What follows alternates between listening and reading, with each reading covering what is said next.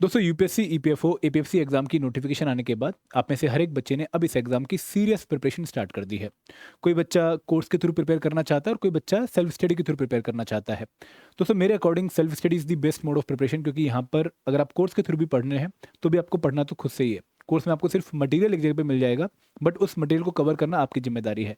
तो यहाँ पर अगर कोई बच्चा सिर्फ सेल्फ स्टडी से प्रिपेयर करने के बारे में सोच रहा है तो इस वीडियो में मैं आप लोगों को बताना चाहूँगा भाई कौन से ऐसे सोर्सेज हैं, कौन सी ऐसी वेबसाइट है या कौन से ऐसे रिसोर्सेज हैं जिनको फॉलो करके आप सेल्फ स्टडी के थ्रू एपीएफसी एग्जाम की तैयारी कर सकते हैं।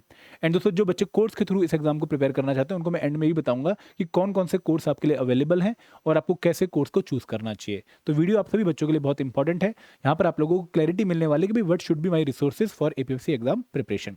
लेकिन आगे बढ़ने से पहले मैं आप लोगों से रिक्वेस्ट करूंगा कि अगर आप एडुटैप के कोर्सेज में इंटरेस्टेड हैं और आप जो है एक अट्रैक्टिव डिस्काउंट की वेट करें तो हमने आपके लिए एक डिस्काउंट अट्रैक्टिव चला रखा है। ये डिस्काउंट है 50% का on our master course, test series and special subject course, जहां पर आप one time 56 coupon code use करके 56% का डिस्काउंट अवेल कर सकते हैं हमारे तीनों कोर्सेज पे टिल 23 अगस्त 2026। ठीक है, तो ये जो लिंक है कोर्स परचेज करने का वो आपको वीडियो के डिस्क्रिप्शन में मिल जाएगा। अब दोस्तों हमारा एजेंडा इस वीडियो का बहुत ही क्लियर है कि सबसे पहले हम बात करेंगे कि भाई आपको डिफरेंट कंपोनेंट्स के लिए कौन सी बुक्स या फिर कौन सी वेबसाइट फॉलो करनी है और आपको कौन से कोर्सेज को प्रिपेयर करना चाहिए या फॉलो करना चाहिए एपीएफसी एग्जाम की प्रिपरेशन में। हम इसको थोड़ा डिस्कस कर लेंगे। ठीक है, तो हम स्टार्ट करेंगे उन कंपोनेंट से जो आप में से बहुत सारे बच्चों ने कभी भी नहीं पढ़े हैं, जैसे IR and labour law, accountancy, क्योंकि ये आपके लिए स्पेशल कंपोनेंट है। तो अगर मैं industrial relation and labour law की बात करूं तो इसका पहला पोर्शन है इंडस्ट्रियल रिलेशन। इंडस्ट्रियल रिलेशन की एक बुक आती है प्याली घोष एंड शिफाली नंदन की। आप इस बुक का लेटेस्ट एडिशन परचेज कर सकते हैं और यहाँ से आपने सिर्फ आईआर वाला सेक्शन प्रिपेयर करना है। यहाँ से आपने लेबर लॉ वाला सेक्शन प्रिपेयर नहीं करना है, क्योंकि वहाँ पर काफ़ी चेंजेस होते रहते हैं और ये बुक उतनी अपडेटेड नहीं रहती है।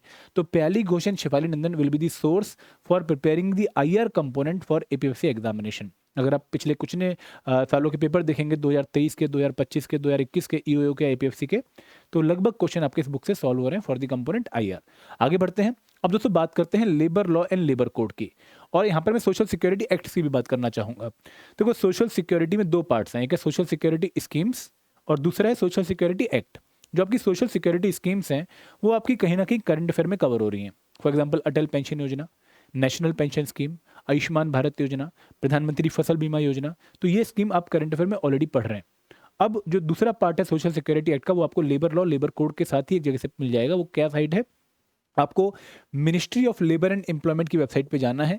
इस वेबसाइट पे जाके आपने एक्ट एंड रूल वाले टैब पे क्लिक करना है और वहां से आपने आईआर वाले सेक्शन पे जाना है, जहां पर आपको आईआर के सारे एक्ट्स डाउनलोड करने का मौका मिल जाएगा। और यहाँ से आपने बेयर एक्ट डाउनलोड करके पढ़ने हैं। यहाँ पे इंडस्ट्रियल डिस्प्यूट एक्ट हो गया, फैक्ट्री एक्ट हो गया, then industrial employment standing order act हो गया, पेमेंट ऑफ वेजेस एक्ट हो गया, मिनिमम वेजेस एक्ट हो गया, ठीक है, फैक्ट्री एक्ट हो गया और ट्रेड यूनियन एक्ट हो गया। वो सारे एक्ट आप यहाँ से डाउनलोड कर सकते हैं और आपको उनका लेटेस्ट वर्जन यहाँ से मिल जाएगा।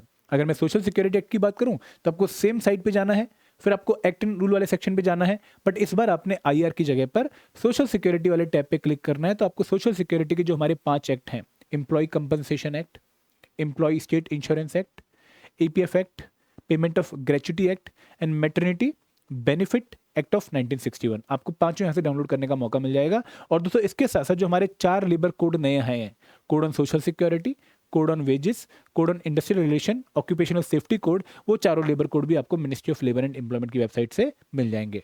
दोस्तों जो आईआर वाली बुक है प्याली घोष की, वो आपको हिंदी मीडियम में भी मिल जाएगी। और ये बेयर एक्ट अगर आपने हिंदी मीडियम में डाउनलोड करने हैं, कोड अगर आपने हिंदी मीडियम में डाउनलोड करने हैं तो आपको इंडिया कानून से डाउनलोड करने का मौका मिल जाएगा। तो यहाँ पे 4 लेबर कोड, 12 लेबर लॉ और 5 सोशल सिक्योरिटी एक्ट्स के लिए आप ministry of labour and employment की वेबसाइट से चीज़ें डाउनलोड कर सकते हैं। ये आपकी मेन वेबसाइट है इन पर्टिकुलर कंपोनेंट्स के लिए। आगे बढ़ते हैं। अब बात करते हैं दोस्तों अकाउंटेंसी की। देखो अकाउंटेंसी यहाँ पर मेजरली जो है वो 11-12 तक के लेवल की आती है। तो आपको 11-12 की एनसीईआरटीज़ पढ़नी है, बट अगर आपको एनसीईआरटीज़ पढ़नी कम्प्लेक्स लगती हैं तो उस केस में आप डीके गोयल की एक बुक आती है अकाउंटिंग प्रिंसिपल्स की, आप इस बुक को फॉलो कर सकते हैं और काफ़ी अच्छी बुक है और बहुत सिंप्लीफाई तरीके से आपको अकाउंटेंसी कवर करवा रही है। आपकी बेसिक अकाउंटेंसी यहाँ से कवर हो जाएगी। बट अगर आपको लगता है कि नहीं सर मैं अकाउंटेंसी पढ़ के नहीं समझ के किसी वीडियो को देख के कवर करना चाहता हूँ, तो आपके पास और भी रिसोर्सेज हैं। आप लोग एनआईओएस का स्टडी मटेरियल चेक कर सकते हैं। यहाँ पर आपको हर एक कंपोनेंट का स्टडी वाइज फ्री मटेरियल मिल जाता है, बहुत सारी वीडियोस आपको मिल जाती हैं। तो फॉर एग्जांपल अकाउंटेंसी की आपके पास लगभग 224 वीडियोस हैं। आप किसी भी इंस्टीट्यूट की जहाँ पर जाके वीडियो देख सकते हैं। आपको यहाँ पर वीडियोस हिंदी इंग्लिश भाषा दोनों में मिल जाती है और यहाँ से आप उनको चेक कर सकते हैं, ठीक है। तो ये NIOS वाला मटेरियल उन लोगों के लिए है जो कि वीडियोस को ऑनलाइन कवर करना चाहते हैं, फ्री वीडियोस को, तो ये आपके लिए सोर्स बन जाएगा। सेम आप जो है NIOS की अगर और भी कंपोनेंट की चीज़ें देखना चाहें तो आपको बाकी चीज़ें भी यहाँ पर मिल जाएंगी, आप इनसे चीज़ें चेक कर सकते हैं। आगे बढ़ें। अब दोस्तों बात करते हैं ऑडिटिंग एंड इंश्योरेंस की। देखो ऑडिटिंग एंड इंश्योरेंस में ऑडिटिंग वाला जो पोर्शन है, यहाँ पर जो 9 टॉपिक आपको प्रिपेयर करने होते हैं, nature, scope, objective of auditing, auditor report हो गया, ठीक है, ऑडिट डॉक्यूमेंटेशन हो गया, उनको आप प्रिपेयर कर सकते हैं TN शर्मा की बुक से, TN शर्मा। और ये बुक जो है, sorry TR Sharma, TN Sharma नहीं, TR शर्मा, और ये बुक साहित्य भवन पब्लिकेशन की है। तो इस बुक से आप ऑडिटिंग के डिफरेंट चैप्टर्स को प्रिपेयर कर सकते हैं। डिकोडेड सिलेबस के लिए आप हमारी कंप्रेहेंसिव गाइड बुक डाउनलोड कर सकते हैं, इसका लिंक आपको वीडियो के डिस्क्रिप्शन में मिल जाएगा। और दोस्तों इंश्योरेंस के लिए एक PDF आती है, introduction to insurance by IRDAI, उसको आप इस लिंक पे जाके डाउनलोड कर सकते हैं, जो लिंक मैंने ऊपर आपको दे दिया है। और ये PDF जो है वो आपके साथ टेलीग्राम ग्रुप में शेयर हो जाएगी, वहाँ से आप इस PDF को डाउनलोड करके इस लिंक को एक्सेस कर सकते हैं। क्लियर है। तो ऑडिटिंग एंड इंश्योरेंस के लिए आपने ये वाले सोर्स फॉलो करने हैं। अब बात करते हैं कंप्यूटर अवेयरनेस की। तो कंप्यूटर अवेयरनेस के लिए आप एक तो अरिहंत पब्लिकेशन की बुक आती है कंप्यूटर अवेयरनेस की, आप इसको फॉलो कर सकते हैं। और इसके अलावा आप क्लास 11th की कंप्यूटर साइंस NCERT के पहले 3 चैप्टर भी यहाँ से पढ़ सकते हैं। प्लस कंप्यूटर अवेयरनेस में अगर कोई लेटेस्ट डेवलपमेंट है वो आप करंट अफेयर से कवर कर सकते हैं। जैसे लास्ट टाइम उन्होंने ChatGPT के रिगार्डिंग क्वेश्चन पूछा था, तो वो आपका करंट अफेयर से कवर हो जाता है। क्लियर है। तो कंप्यूटर अवेयरनेस के लिए अरिहंत पब्लिकेशन की बुक, यहाँ पर थ्योरी भी है, यहाँ पर MCQs भी हैं, अच्छी बुक है काफ़ी। और फिर ये 3 चैप्टर और प्लस करंट अफेयर। क्लियर है। अब बात करते हैं स्टैट की। तो स्टैट के लिए आप कोई भी एक रैंडम सोर्स फॉलो कर सकते हैं, ऐसा कोई यहाँ पे बहुत ज़्यादा एफर्ट लगाने की जरूरत नहीं है। आपने मीन, मोड, मीडियन और स्टैंडर्ड डेविएशन पे फॉर्मूला बेस्ड न्यूमेरिकल प्रैक्टिस करने हैं, तो आप ये बुक आती है जो Tier 1 Tier 2 पेपर्स के लिए, आप इस SSC की बुक को फॉलो कर सकते हैं फॉर स्टैट कंपोनेंट। अब बात करते हैं GS कंपोनेंट की। तो GS कंपोनेंट में पहला कंपोनेंट है इंडियन पॉलिटी का। तो इंडियन पॉलिटी के लिए सिविल सर्विस एग्जाम वाला जो मेन सोर्स है लक्ष्मीकांत, वही यहाँ पर इनफ है।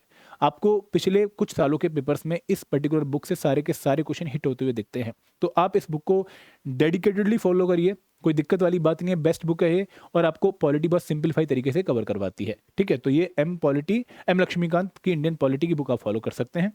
अब दोस्तों बात करते हैं फ्रीडम स्ट्रगल की, मतलब मॉडर्न हिस्ट्री की। तो मॉडर्न हिस्ट्री के लिए आप स्पेक्ट्रम की बुक फॉलो कर सकते हैं, काफ़ी अच्छी बुक है। और अगर आप स्पेक्ट्रम की बुक फॉलो कर रहे हैं ना, तो आपको शेखर बंदोपाध्याय की प्लासिड टू पार्टीशन पढ़ने की जरूरत नहीं है। आपको मीना भार्गव मैडम की बुक पढ़ने की जो है जरूरत नहीं है, डिक्लाइन ऑफ मुगल वाली। आपको इंडिया स्ट्रगल फॉर इंडिपेंडेंस पढ़ने की जरूरत नहीं है, क्योंकि इस बुक में आपको सभी की समरी मिल जाती है। तो राजीव अहिर की जो स्पेक्ट्रम की बुक है, इसका आपका लेटेस्ट एडिशन अगर आप पढ़ लेते हैं तो एग्जाम की रिक्वायरमेंट मीट हो जाती है।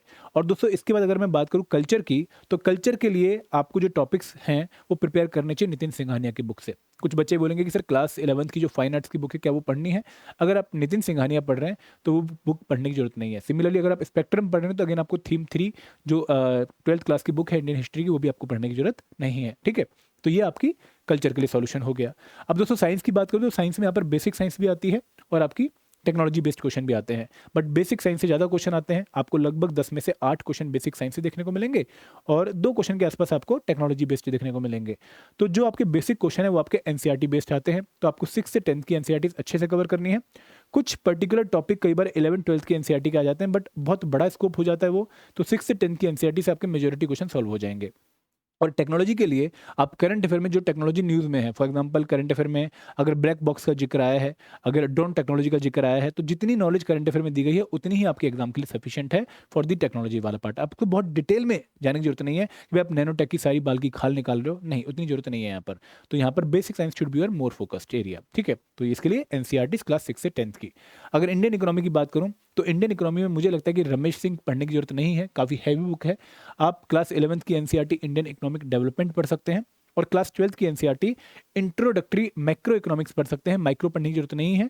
और आप प्लस करंट अफेयर से इस इकोनॉमी सब्जेक्ट को जो है कंप्लीमेंट कर सकते हैं। तो this should be your overall source for Indian economy. हाँ, अगर आप एडिशनली कुछ प्रिपेयर करना चाहें तो मृणाल सर के यूट्यूब पे लेक्चर देख सकते हैं। क्लियर है। इसके बाद दोस्तों अगर मैं बात करूँ क्वांटिटेटिव एप्टीट्यूड की, तो क्वांटिटेटिव एप्टीट्यूड में मैं पहले तो आपको ये सजेस्ट करना चाहूँगा कि अगर आप नॉन UPSC वाले बच्चे हैं, आपने कभी UPSC एग्जाम की तैयारी नहीं कर रखी, तो UPSC CSET के आपको पिछले कम से कम 10-12 सालों के पेपर सॉल्व करने चाहिए। आपको CAPF CDS के भी पेपर सॉल्व करने चाहिए और फर्दर प्रैक्टिस के लिए आप RS अग्रवाल की बुक फॉलो कर सकते हो। तो यहाँ पर कंटेंट तो शायद आपने अपने एग्जाम में क्वांटिटी का ऑलरेडी पढ़ लिया होगा, रीजनिंग का ऑलरेडी पढ़ लिया होगा, इंग्लिश का ऑलरेडी पढ़ लिया होगा, बट प्रैक्टिस करने के लिए आपको CSET CAPF CDS के पुराने पेपर सॉल्व करने चाहिए और आपको इस बुक से मीडियम लेवल क्वेश्चन प्रैक्टिस कर लेने चाहिए। अब दोस्तों अगर मैं रीजनिंग की बात करूँ तो रीजनिंग में भी सेम बुक आती है, आर.एस. अग्रवाल की। बट यहाँ पर भी अगर आप नॉन यूपीएससी वाले बच्चे हैं तो आपको सीसेट, सीएपीएफ, सीडीएससी रीजनिंग के क्वेश्चन प्रैक्टिस करके यहाँ से प्रैक्टिस फर्दर करनी चाहिए। अगर मैं इंग्लिश की बात करूँ तो इंग्लिश में आप नीतू मैम की बुक फॉलो कर सकते हैं, आप जो है ब्लैक बुक फॉलो कर सकते हैं, आप कोई और बुक फॉलो करें जनरल इंग्लिश की वो भी फॉलो कर सकते हैं। बट मेरे हिसाब से एसपी बख्शी की बुक काफ़ी अच्छी है, जिसको काफ़ी बच्चे फॉलो कर चुके हैं, आप भी इस बुक को फॉलो कर सकते हो। और इंग्लिश के लिए अगर आप यूपीएससी वाले हो तो भी आपको इस बुक को फॉलो करना है, अगर आप नॉन यूपीएससी वाले हो तो भी आपको इस बुक को फॉलो करना है, क्योंकि यूपीएससी सीसेट एग्जामिनेशन में जो इंग्लिश आती है वो काफ़ी डिफरेंट है एपीएफसी एग्जाम की रिक्वायरमेंट से। अब दोस्तों आगे बढ़ते हैं और बात करते हैं एक और इंपॉर्टेंट कंपोनेंट की, जो है करंट अफेयर। देखो करंट अफेयर में पहले तो आपको 6 महीने के करंट अफेयर पढ़ने हैं, और यहाँ पर अगर आपको लगता है कि भाई मैं न्यूज़पेपर डेली पढ़ता हूँ, मुझे आदत है, तो आप एक जो है न्यूज़पेपर पकड़ के उसको आधा घंटा पढ़ सकते हैं, उससे ज़्यादा टाइम मत दीजिएगा। और एडिटोरियल पढ़ने की जरूरत नहीं है, आप द हिंदू या इंडियन एक्सप्रेस में से कोई भी एक न्यूज़पेपर पिक कर लीजिए, half an hour more than enough है। और आप कोई भी एक करंट अफेयर मैगजीन, दृष्टि आईएएस की, विजन आईएएस की, हमारी कोई भी एक मैगजीन पिक कर लीजिए और जून 2026 से उसको कवर करना शुरू कर दीजिए। दोस्तों करंट अफेयर पढ़ना बहुत जरूरी है, क्योंकि एग्जाम में काफ़ी क्वेश्चन यहाँ से आते हैं, और इसका आपको इनडायरेक्ट जो है वेटेज भी देखने को मिलेगा इन कंपोनेंट्स लाइक पॉलिटी और साइंस। तो करंट अफेयर लगभग आपको 50 मार्क्स का एडवांटेज देता है एग्जामिनेशन में। बट यहाँ पर दिक्कत क्या है कि भाई बहुत वाइड स्कोप है, तो आपने कोशिश ये करनी है कि आप डेली 1 घंटा करंट अफेयर को पक्का दें। अब दोस्तों यहाँ पे मैं आपको एक सजेशन और देना चाहूँगा कि जो भी आप सोर्स फॉलो कर रहे हैं उस सोर्स पे टिक जाएं। कोशिश ये करें कि भाई उसी सोर्स को बार बार पढ़ें, बार बार रिवाइज करें, क्योंकि यहाँ पर एग्जाम प्रिपरेशन में एक सोर्स ही 10 बार पढ़ना चाहिए, ना कि एक कंपोनेंट के 10 अलग अलग सोर्स पढ़ने चाहिए। एग्जाम में पेपर देते टाइम आपके माइंड में क्लियर कट इमेज बननी चाहिए कि अच्छा ये मैंने वहाँ पर पढ़ा था। वो कब होगा? जब आपने मल्टीपल टाइम एक सोर्स को पढ़ा हुआ है। एंड दोस्तों अगर आप कोर्सेज का पार्ट बनना चाहते हैं, अगर आप कोई कोर्स चूज करना चाहते हैं, तो देयर आर मल्टीपल कोर्सेज। आप चाहें तो सक्सेस ट्री का कोर्स चेक कर सकते हैं, आप चाहें तो व्यास आईएएस का कोर्स चेक कर सकते हैं, आप चाहें तो और भी बहुत दृष्टि आईएएस का कोर्स है, बहुत सारे इंस्टीट्यूट में देख रहा हूँ जो कोर्स इस बार लॉन्च कर रहे हैं, तो आप उनके कोर्स को चेक कर सकते हैं। बट मेरा सजेशन ये है कि कोर्स लेने से पहले एक बार उसका डेमो पक्का चेक कर लीजिए, क्योंकि आपके पास बहुत ज़्यादा हिट एंड ट्रायल का स्कोप नहीं है कि आप इस बार कोर्स लेके देख लें, अच्छा नहीं हुआ तो चल अगली बार कोई और ले लेंगे, ऐसी सिचुएशन नहीं है। बार बार मौके नहीं आते हैं, एक ही बार एग्जाम का मौका मिलता है क्वालिफाई करने का। तो आप एक बार डेमो चेक कर लें, उनके मेंटर से बात कर लें। अगर आपको बात करके अपनी फ्रीक्वेंसी मैच होती हुई दिखती है, आपको लगता है कि यार इनका कोर्स एग्जाम की रिक्वायरमेंट मीट कर रहा है, तो आप उस कोर्स में एनरोल कर सकते हैं। अगर आपको मेरे कोर्स का डेमो लेना है तो वीडियो के नीचे लिंक है, आप 1 रुपया पे करके हमारे मेन मास्टर कोर्स का 48 घंटे का डेमो ले सकते हैं, और फिर उसके बेसिस पे आप चेक कर सकते हैं कि भाई हमने किस तरीके से डिफरेंट कंपोनेंट्स को एपीएफसी एग्जाम के लिए कवर किया है, क्या सही तरीके से कवर किया है, आपको चेक मिल जाएगा, और फिर आप हमारे कोर्स का पार्ट बन सकते हैं। सेम चीज़ें आपको बाकी एग्जाम जो है इंस्टीट्यूट का भी करनी चाहिए, क्योंकि डेमो से आपको क्लैरिटी मिलती है कि भाई कोर्स मेरे लिए सही है या नहीं है। तो अगर आप मेरे कोर्स का डेमो लेना चाहते हैं तो वीडियो के डिस्क्रिप्शन में लिंक है, आप जाकर अभी कोर्स चेक करें। दोस्तों मैं आपको एक बात और बोलना चाहूँगा कि कोर्स सिलेक्शन की गारंटी नहीं देता। अगर कोई इंस्टीट्यूट आपको ये बोला कि भाई मेरे कोर्स पढ़ के आपकी सिलेक्शन हो जाएगी, तो मुझे नहीं लगता कि वो सही बात कर रहा है। और मैं भी आपको ये नहीं कहूँगा कि भाई कोर्स पढ़ने से आपकी सिलेक्शन हो जाएगी या कोर्स लेने से आपकी सिलेक्शन हो जाएगी। कोर्स पढ़ने से, उसे अच्छे से कवर करने से आप एग्जाम में कॉन्फिडेंटली जाओगे और एक अच्छी अप्रोच के साथ एग्जाम को दोगे। इससे आपके सिलेक्शन के चांसेस डेफिनेटली इंप्रूव होंगे। बट क्या इसी से सिलेक्शन होगी? नहीं, आपको अपने एंड पे बहुत मेहनत करनी पड़ेगी, कंसिस्टेंसी के साथ मेहनत करनी पड़ेगी, कोर्स को चाटना पड़ेगा अच्छे से, मतलब कवर करना पड़ेगा एंड टू एंड, तब जाकर आप उस नॉलेज को अप्लाई करके एग्जाम में सिलेक्शन ले सकते हो। तो यहाँ पर एप्लीकेशन आनी बहुत जरूरी है, जो भी चीज़ें आप पढ़ रहे हो। तो उसके लिए कंसेप्चुअल क्लैरिटी पे फोकस करिएगा। जितना आपका माइंड वाइड सोचेगा, उतना एग्जाम में क्वेश्चंस को जो है स्कोर करने का ऑप्शन जो है बढ़ जाएगा। तो इसलिए मैं आपसे रिक्वेस्ट यही करूँगा कि कोर्स 20% हेल्प करेगा, 80% सेल्फ स्टडी। आप किस तरीके से कंटेंट को कंज्यूम कर रहे हो, अगर वो आप ढंग से कंज्यूम कर रहे हो, आप एसिमुलेट कर पा रहे हो चीज़ों को, आप यूज़ कर पा रहे हो उन चीज़ों को, क्वेश्चन को सॉल्व करने में, then that course is good for you, और आपकी अप्रोच भी सही है। तो आप इसी स्ट्रेटेजी के साथ एग्जाम को अप्रोच करिए। ये सोर्सेज मैंने आप लोगों को बता दिए हैं, बट अगर आप मेरे कोर्स का पार्ट बनने वाले हैं तो आपको ये सोर्सेज फॉलो नहीं करें, क्योंकि इन्हीं सोर्सेज की मदद से हमने अपना कोर्स बनाया है। तो you should not follow this courses, आपको टेंशन नहीं लेनी है, आप फिर मेरे कोर्स को डेडिकेटेडली कवर करिए। और दोस्तों यहाँ पर हमारे कोर्सेज में आपके लिए एक स्पेशल डिस्काउंट भी है। आप 1 टाइम 56 कूपन कोड यूज़ करके हमारे मेन कोर्सेज पे 56% का डिस्काउंट ले सकते हैं 23 अगस्त तक। तो ये अगर आपने ऑफर चूज करना है तो लिंक अगेन आपको वीडियो के डिस्क्रिप्शन में मिल जाएगा। So this is all from my side. Thank you very much. जय हिंद, जय भारत।